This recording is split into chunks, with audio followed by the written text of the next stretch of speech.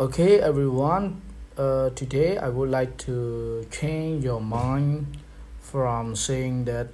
when life hurt, Macha heals. It's not the truth. When life hurts, Dhamma heals you. ចឹងបងប្អូនខ្ញុំចង់បដូរគំនិតរបស់អ្នកទាំងអស់គ្នាដែលភាគច្រើនជាពិសេសក្មេងៗយុវជនបាទដែលតែងតែក៏នាំគ្នាបង្កើតជាទ្រឹស្ដីថាពេលណាដែលជីវិតឈឺចាប់មានតែភេសជ្ជៈមួយឆាទេដែលជួយព្យាបាលឲ្យស្រស់ស្រាយអារម្មណ៍ការពិតនេះមិនមែនជារឿងពិតទេជារឿងមួយដែលជាការនិយាយលេងកម្សាន្តអារម្មណ៍តែអ្វីដែលពិតពេលណាដែលយើងឈឺចាប់មានតែពធទេពធជួយបំភ្លឺផ្លូវមិនមែនយើងទៅរកមច្ឆាឬមួយទៅរកគ្រឿងស្រវឹងនោះដែលធ្វើឲ្យយើងស្រាក់ស្រានចិត្តកំសាន្តចិត្តឲ្យស្បើយអារម្មណ៍ឈឺចាប់មិនមែនទេភាពឈឺចាប់មានច្រើនអ្នកខ្លះទៅឈឺចាប់ដោយស្នេហាទៅ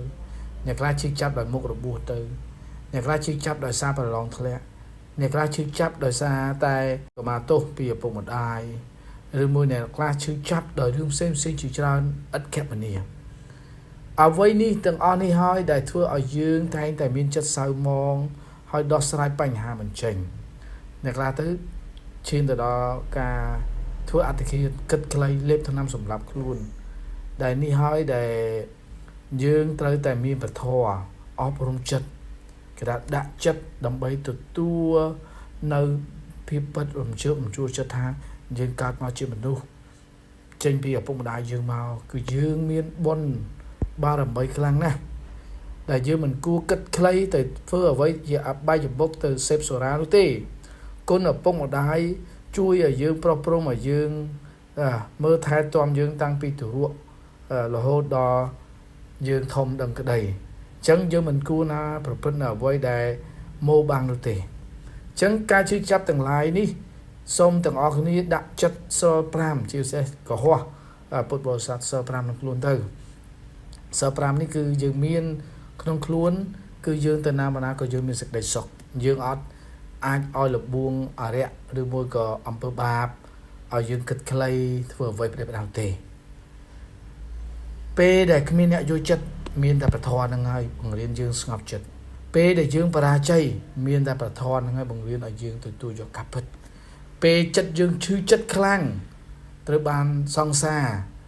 រឬមួយក៏ស្នេហាបោកប្រាស់ឬមួយក៏មិត្តភ័ក្តិស្មោះត្រង់បោកប្រាស់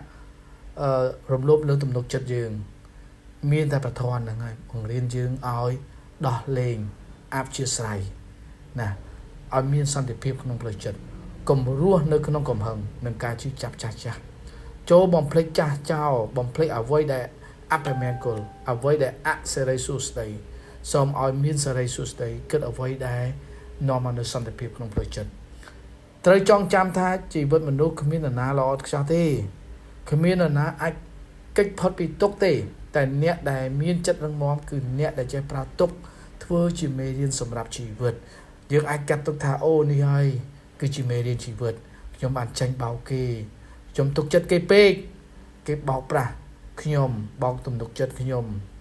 គេធ្វើឲ្យខ្ញុំឈឺចាប់ដោយសារក្តីស្រឡាញ់ហួសហេតុដោយសារគិតល្ងងបាទតែអំពើល្ងងរបស់យើងដោយសារជួយគេនេះមិនមែនយើងត្រូវទទួលទណ្ឌកម្មពីគេទេប៉ុន្តែអ្នកដែលបានប្រព្រឹត្តចំពោះយើងខ្សែលើយើងនឹងទទួលទណ្ឌកម្មតែយើងនៅតែអភ័យទោសនេះហើយគេថារស់នៅដោយភាពស្ងប់អភ័យទោសពិភពលោកធ្វើឲ្យយើងនឿយហត់តែយើងមិនស្អប់ពិភពលោកទេពិភពលោកគឺផ្ដល់មកនូវសន្តិភាពឲ្យយើងរស់នៅស្កប់ស្កល់អ្វីដែលខ្លួនយើងមានយើងត្រូវរក្សានៅជំហររឹងមាំភាពស្មោះត្រង់ផ្លូវល្អផ្លូវសុចរិតចេះមេត្តាធម៌ករុណាមុទិតាឧបេក្ខាព្រោះសេចក្តីសុខពិតមិនមែនមកពីលុយទេហើយក៏មិនមែនមកពីការសរសើរស្ងោចសរសើរការបញ្ចូលពីអ្នកដទៃដែរតែមកពីចិត្តយើងស្ងប់ណដ្ឋិសន្ធិបរាំងសុខੰគ្មានទីណាស្ងប់ជាងចិត្តយើងស្ងប់ទេកសាងជីវិតដោយបេះដូងរឹងមាំនិងចិត្តស្ងប់ព្រះធម៌ជួយតម្រង់ទិសព្រះធម៌ជួយលើកទឹកចិត្តយើងព្រះធម៌ព្យាបាលផ្លូវចិត្តយើងដែលកំពុងតែសោកសៅ កំពុងតែស្មុគស្មាញរកដំណោះស្រាយមិនចេញព្រះធម៌ធ្វើឲ្យចិត្តខាងក្នុងយើងរឹងមាំដូច្នេះទាំងអស់គ្នាកុំបាក់ទឹកចិត្តកុំទន់ទៅតាមផ្លូវអារម្មណ៍ហើយត្រូវនាំគ្នានិយាយថាទេចំពោះគ្រឿងញៀនទេចំពោះគ្រឿងសូរ៉ា